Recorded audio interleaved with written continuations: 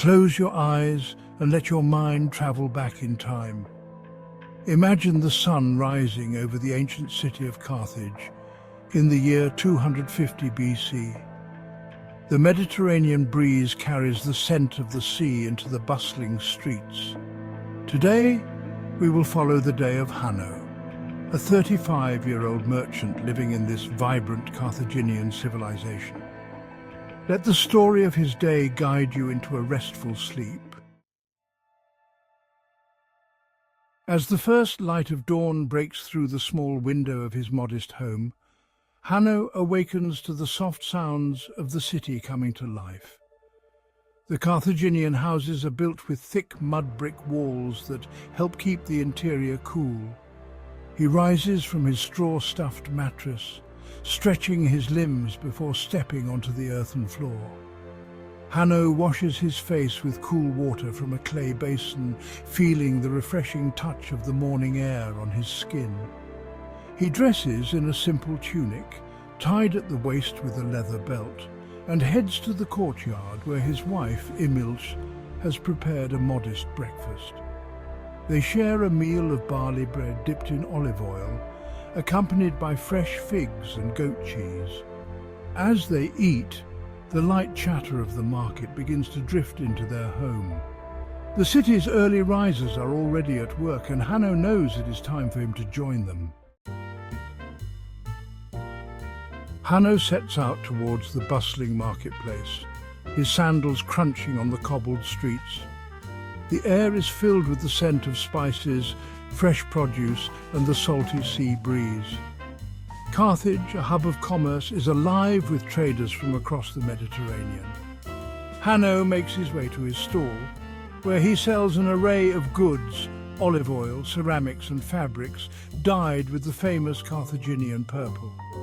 His customers are a mix of locals and foreign merchants, each transaction accompanied by friendly haggling and stories from distant lands. As the sun reaches its zenith, the market buzz quiets down, and Hanno retreats to a shaded area. He enjoys a midday meal of roasted fish wrapped in fig leaves, savouring the flavours of his coastal city. In Carthaginian society, this time is sacred, a moment to pause, rest, and reflect. He takes a brief siesta, reclining on a woven mat, letting the sounds of the sea lull him into a light sleep.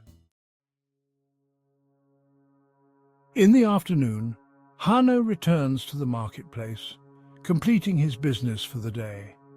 He exchanges his unsold goods with other traders, ensuring his family has a variety of foods and essentials. As the market winds down, he heads towards the city's port, where ships laden with goods from Greece, Egypt, and beyond are docked. The sight of these vessels fills him with pride. Carthage is not just his home, it is a thriving maritime power. As he walks back home, the streets of Carthage are filled with the laughter of children playing and the chatter of neighbours.